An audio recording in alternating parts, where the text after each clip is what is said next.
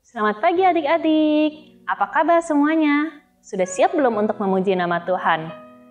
Yuk kita siapkan diri kita bersikap dengan baik untuk memuji nama Tuhan. Jadi adik-adik tidak ibadah sambil tidur-tiduran, tidak sambil makan, dan tidak sambil main-main. Yuk kita duduk dengan manis, kita mengucap syukur karena Tuhan baik. Kita panjatkan satu pujian, selamat pagi Tuhan.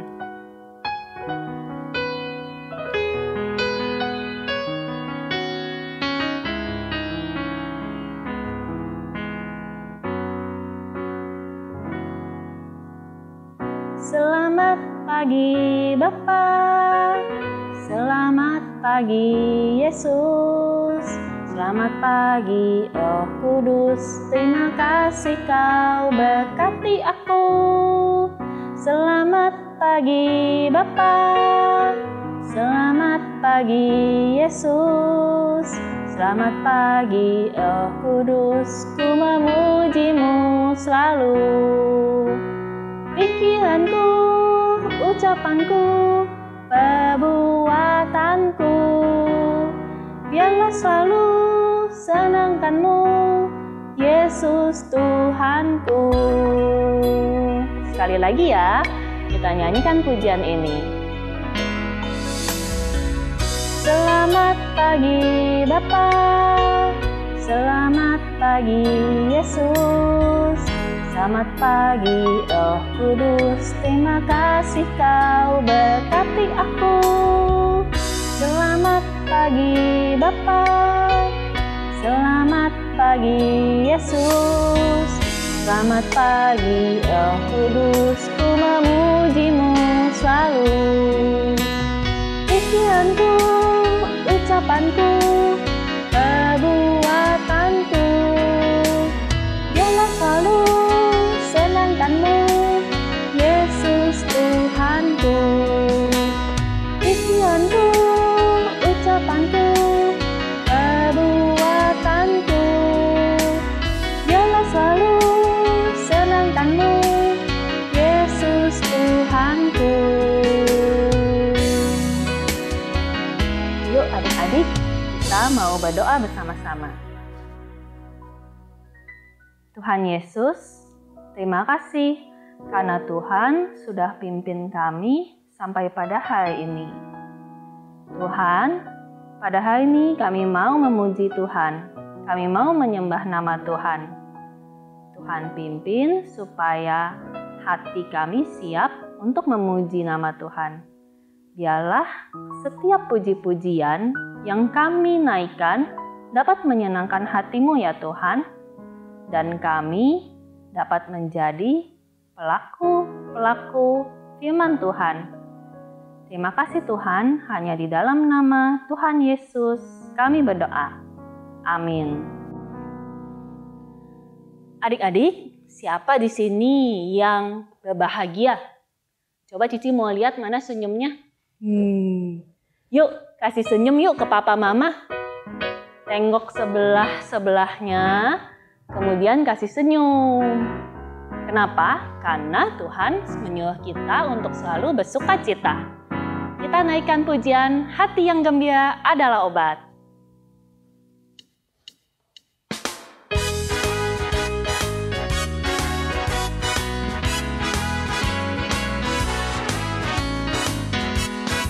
Hati yang gembira adalah obat, seperti obat hati yang senang.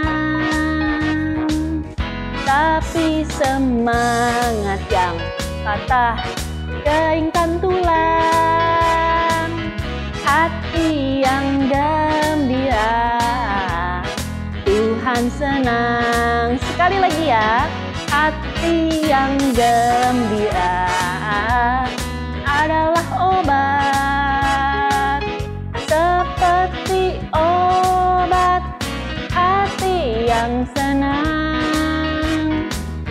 Tapi semangat yang patah keingkan tulang, hati yang gembira, Tuhan senang. Adik-adik tahu nggak kenapa kita harus bersuka cita? Nah, karena kita punya Allah yang selalu melindungi kita. Yuk kita nyanyikan lagu Yesus Gunung Batuku. Di badai topan dunia, Tuhanlah pelindunganku. Kendati guncang semesta, Tuhanlah pelindunganku. Ya Yesus gunung batu di dunia, di dunia, di dunia. Ya Yesus gunung batu di dunia, tempat berlindung yang teguh. Sekali lagi ya. Di badai topan dunia, Tuhanlah pelindunganku. Kendati guncang semesta, Tuhanlah pelindunganku. Ya Yesus gunung batu di dunia, di dunia, di dunia. Ya Yesus gunung batu di dunia, tempat berlindung yang teguh. Wah, senang sekali ya kalau kita tahu bahwa kita punya Tuhan yang selalu melindungi kita, yang selalu menjaga kita. Jadi kita nggak usah khawatir terus-menerus. Adik-adik, sekarang kita mau mendengarkan firman Tuhan supaya hati kita dikuatkan selalu. Yuk, kita mau nyanyikan lagu Firman Tuhanku Dengar.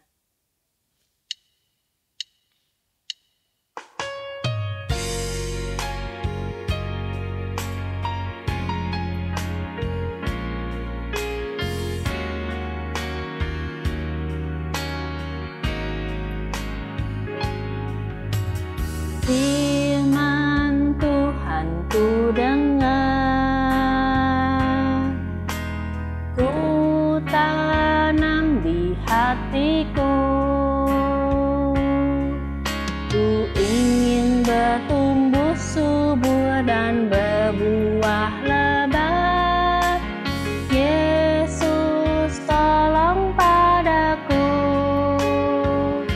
Adik-adik, kita nyanyikan lagu ini sekali lagi sambil sikap berdoa ya. Firman Tuhan ku dengar, ku tanam di hatiku, ku ingin bertumbuh subur dan berbuah lebat. Yesus tolong padaku. Yuk kita berdoa. Tuhan Yesus, saat ini kami mau mendengarkan firman Tuhan. Siapkan hati kami dan siapkan pikiran kami supaya kami dapat menerima setiap firman yang diajarkan kepada kami. Tuhan Yesus, pimpinlah supaya kami dapat selalu melakukan firman Tuhan.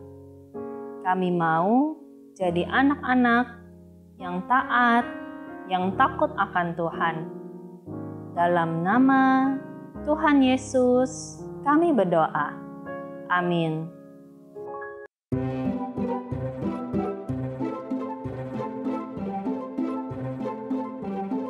Halo kakak. Halo juga. Selamat pagi. Pagi. Mau kemana sih pagi-pagi? Sekolah minggu. Oh ya? Mau apa sih itu? Kursi roda. Emang buat apaan? Mau tahu ya ceritanya? Mau dong. Yuk, simak sekolah minggu yuk. Ada ceritanya. Wah, ayo boleh.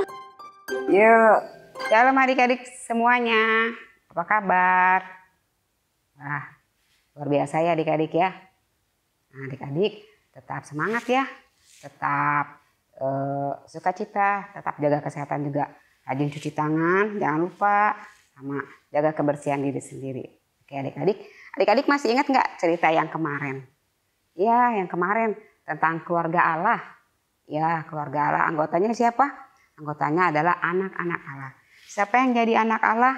Adalah setiap orang yang sudah menerima Tuhan Yesus sebagai juru selamat. Adik-adik udah dong? Iya, kakak juga udah. Berarti kita keluarga ya adik-adik ya. Ya, kita satu keluarga nih adik-adik. Adik-adik tahu nggak? Tuhan menambahkan jumlahnya adik-adik. Keluarga Allah itu menjadi bertambah lagi dan bertambah besar, bertambah banyak adik-adik. Iya, mau tahu ceritanya ya? Oke, tapi jawab dulu nih, kakak punya teka-teki. Orang yang kalau punya mata tapi tidak bisa digunakan disebut apa? Hah? Ya betul, dia orang buta. Kalau yang punya telinga tetapi tidak bisa digunakan telinganya, tidak bisa mendengar, kalau dipanggil juga nggak denger tuh, itu disebut apa? Ya orang tuli, bener-bener orang tuli. Nah adik-adik, kalau seandainya orang yang punya kaki nih, ini kan kaki ya, kaki biasanya dipakai buat apa? Buat berdiri, buat berjalan, buat berlari ya. Nah itu tidak digunakan, tidak bisa dipakai nih kakinya buat aktivitasnya. Itu disebut apa? Ya orang lumpuh, benar adik-adik orang lumpuh. Kalau zaman sekarang adik-adik ya teknologi udah maju, orang lumpuh itu nggak ada masalah adik-adik ya. Dia bisa dibantu sama alat bantu nih. Namanya apa? Ya kursi roda.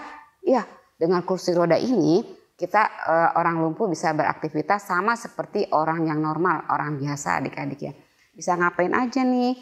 Bisa jalan, bisa lari loh, bisa ikutan olahraga nih. Bisa olahraga lari dia bisa, lomba lari bisa pakai kursi ini. Kursi roda namanya. Nah, tapi adik-adik ada cerita adik-adik. Orang ini kakak mau cerita tentang orang lumpuh ya. Orang lumpuh yang di zaman dulu adik-adik. Zaman belum ada teknologi adik-adik ya. Belum ada teknologi. Nah ceritanya, nah adik-adik ada orang yang lumpuh sejak lahir adik-adik ya. Dia tidak bisa berjalan jadi dia harus dibantu oleh orang tuanya. Dibantu orang tuanya untuk makan, dibantu dibawain. Siapa lagi dia mau pergi tidur, mesti digotong. Adik-adik ke tempat tidur. Nah orang lumpuh ini bertambah besar, bertambah dewasa adik-adik. Nah kalau sudah besar itu dia harus cari makan sendiri adik-adik. Kira-kira pekerjaan apa ya yang baik buat dia? Ya. Oh iya ada adik-adik. Ya dia mengemis atau meminta-minta. Nah setiap pagi adik-adik orang lumpuh ini ya dibawa teman-temannya ya. Dibopong teman-temannya untuk ditaruh di bait indah. Di bait Allah di gerbang indah. Ya adik-adik ya. Ya suruh duduk di situ adik-adik ya. Nah dia diletakkan sama teman-temannya di situ. Ya dia duduk karena kakinya nggak bisa dipakai. Ya dia mulai bekerja adik-adik ya. Nah, di gerbang indah ini setiap orang kalau mau pergi ke bait Allah ya mau berdoa di sana dia harus lewatin gerbangnya dan harus ngelewatin pengemis ini adik-adik orang lumpuh ini. Nah orang lumpuh ini ketika ada orang lewat ya adik-adik dia bilang kasihan bu saya belum makan perut saya sakit ya dia selalu memasang muka belas kasihan ya supaya apa? Supaya dia bisa mendapatkan uang ya. Nah nanti kalau ada orang lewat adik-adik, dia bilang, kasihan bu, uangnya dikasih di sini. Ya, terus ada lagi yang lewat, kasihan bu, saya belum makan, saya lapar, beri sedekah bu, supaya bisa makan. Ya, dikasih lagi. Ada lagi yang lewat adik-adik.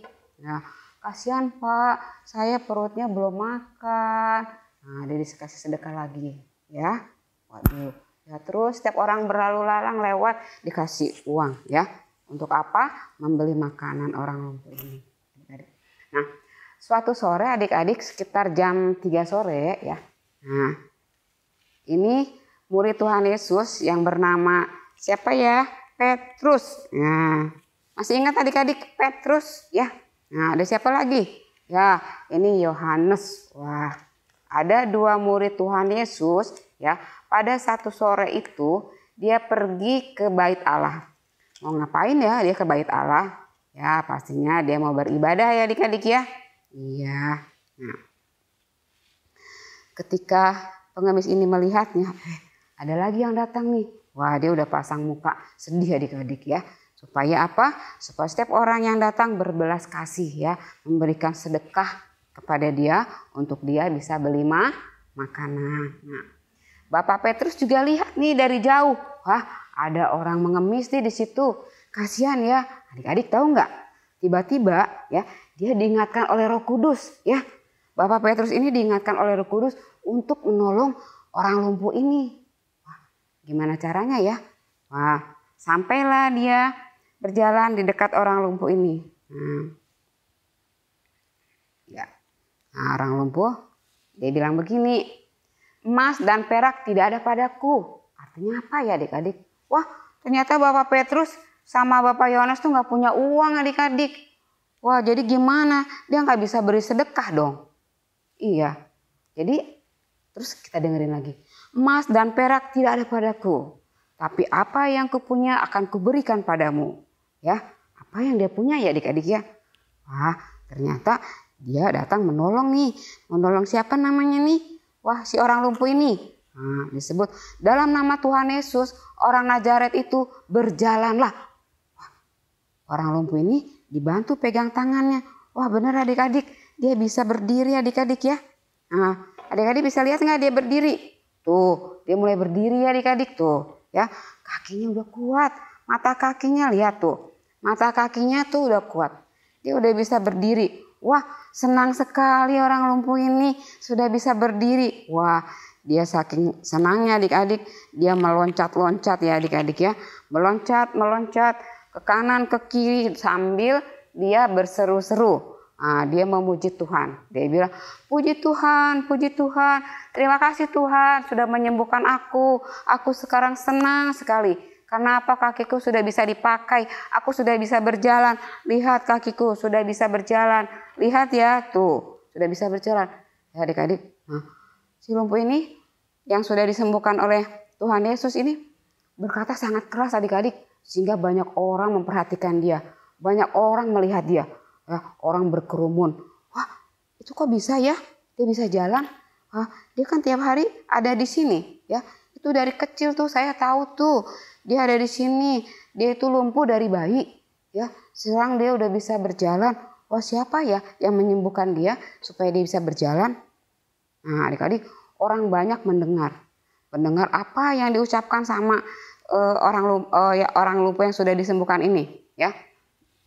Dia bilang, puji Tuhan, terima kasih Tuhan. Wah, ternyata orang lumpuh ini sudah menerima Tuhan Yesus sebagai Tuhannya.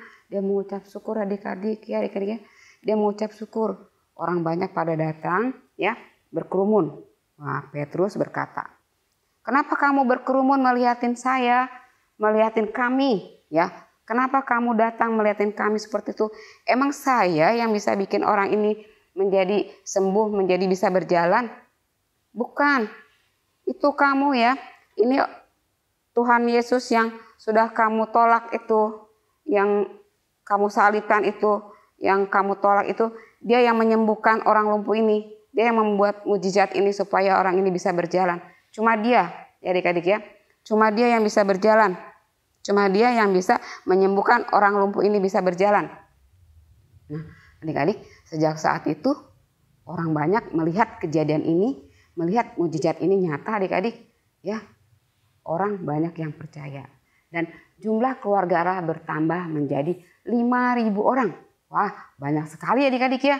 Luar biasa Tuhan menambahkan keluarganya menjadi 5.000 orang. Banyak orang di situ yang melihat kejadian ini menjadi percaya adik-adik.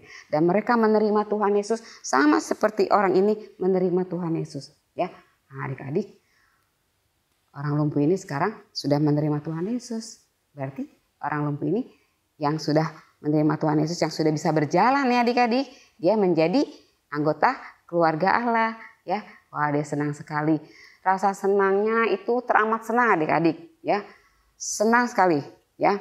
Sehingga dia menjadi keluarga Allah, menjadi bagian di dalam keluarga Allah. Nah, adik-adik,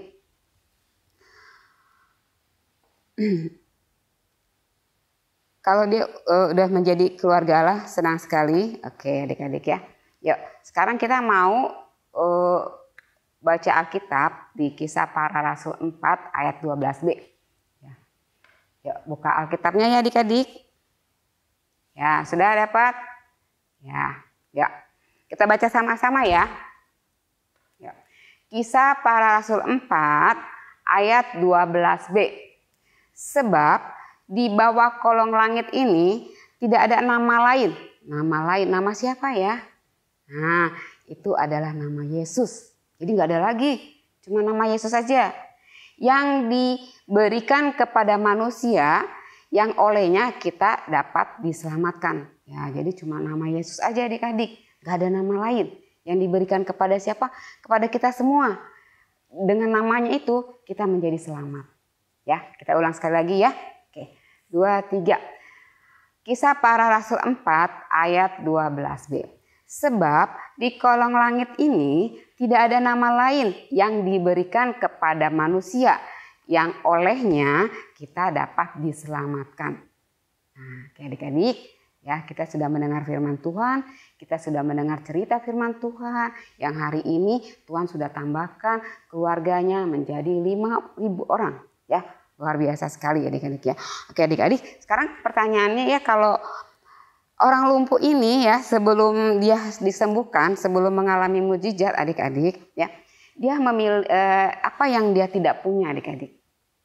Ya, dia tidak punya apa? Kesempatan untuk berjalan, bermain, dia tidak punya kesempatan. Apalagi tidak punya pekerjaan. Apalagi tidak punya pekerjaan. Apalagi tidak punya teman, karena dia kan nggak pernah main adik-adik ya. Apalagi tidak punya makanan, ya benar, tidak punya makanan, kan dia nggak punya uang adik-adik. Terus apalagi tidak punya Tuhan Yesus ya.